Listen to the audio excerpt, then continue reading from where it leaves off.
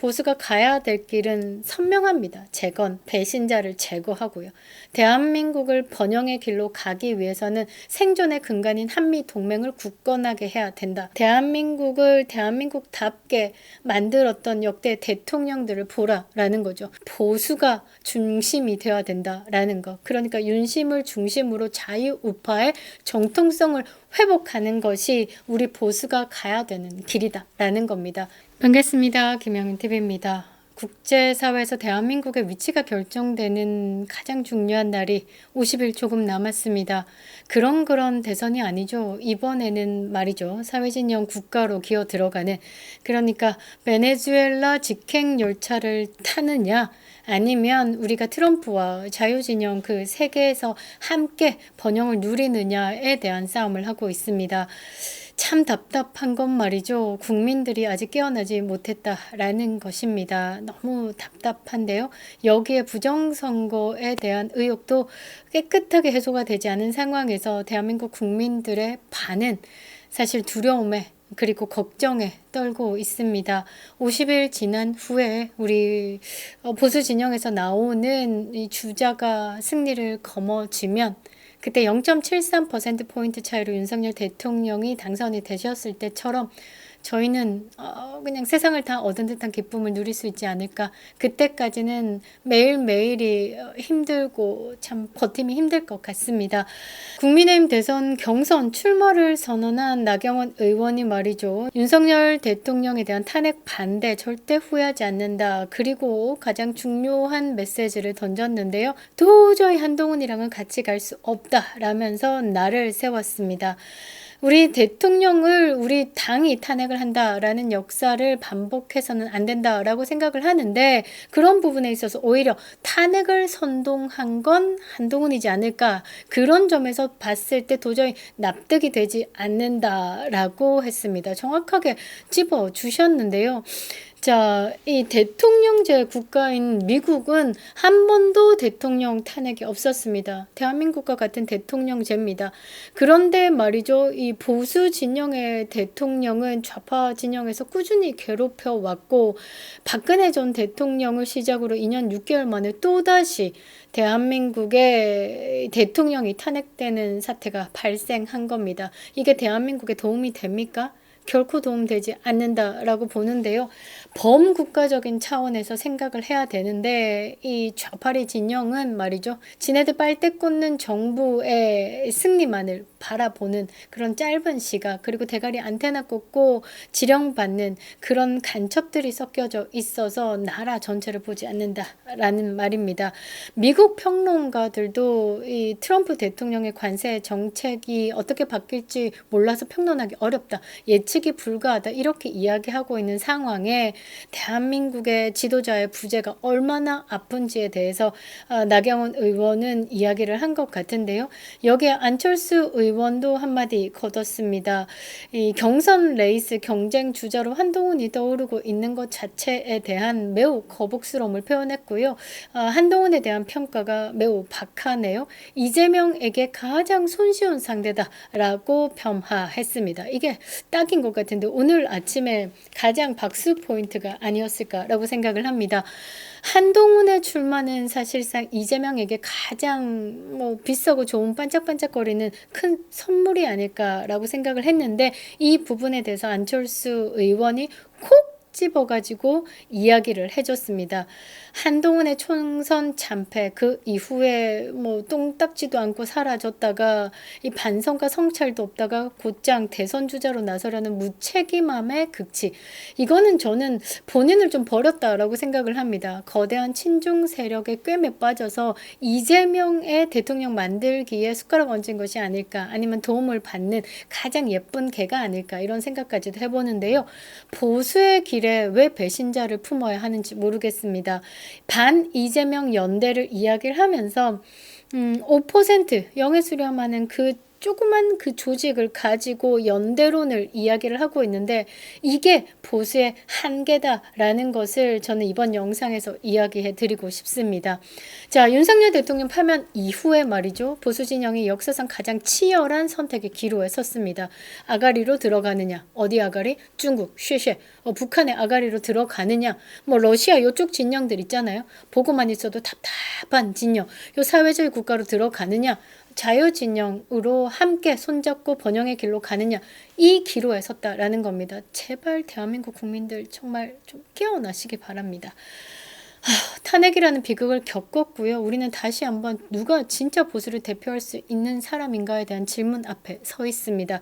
그런데 그 질문 앞에 말이죠. 희한한 인간 두 마리가 왔다 갔다 하고 있습니다. 이준석, 한동훈, 연대라는 답을 내는 이들이 있다라는 겁니다. 권성동이 권영세, 또 뒷방 영감으로 잊혀진 것 같지만 사실상 정치판에서 영향력을 아직도 행사하고 있는 김무성이 그 잡탕들 다 움직이고 있다라고 합니다.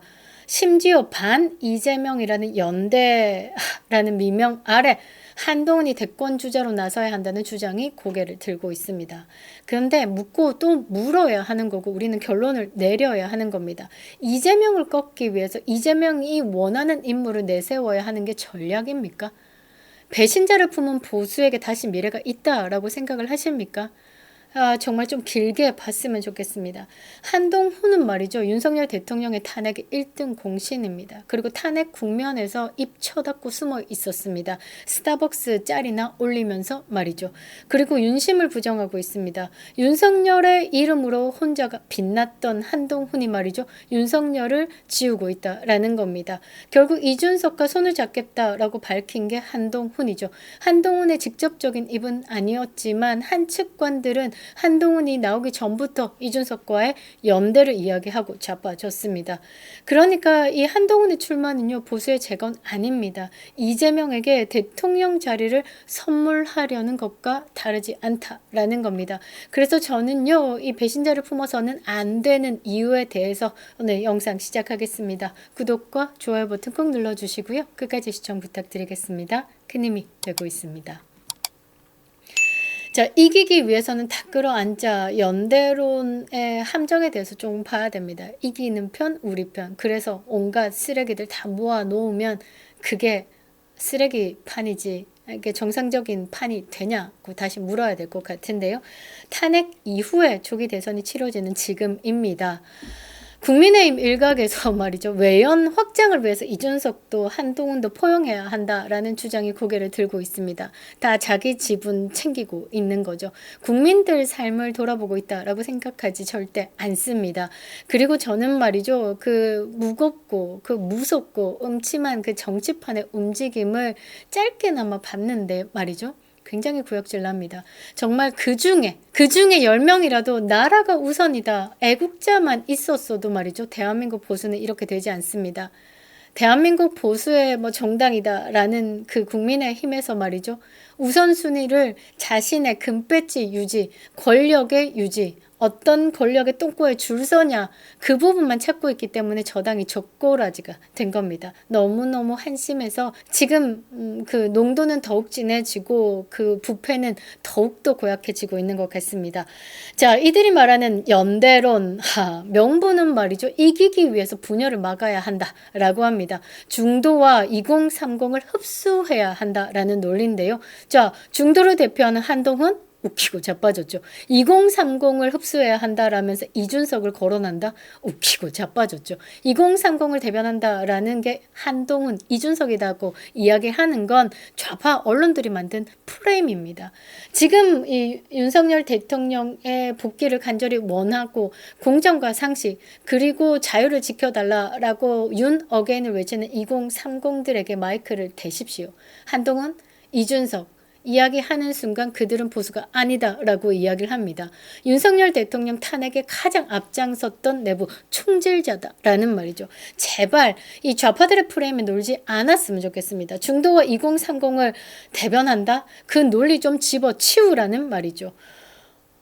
근데 정말로 이 국민의힘에서도 이렇게 지지층의 정서와 현저히 괴리가 되어 있는 이 논리를 가지고 정신 승리하고 있는 모습에 정말 보수 유권자들 그리고 국민의힘의 당원들은 정말 가슴이 정말 찢어집니다.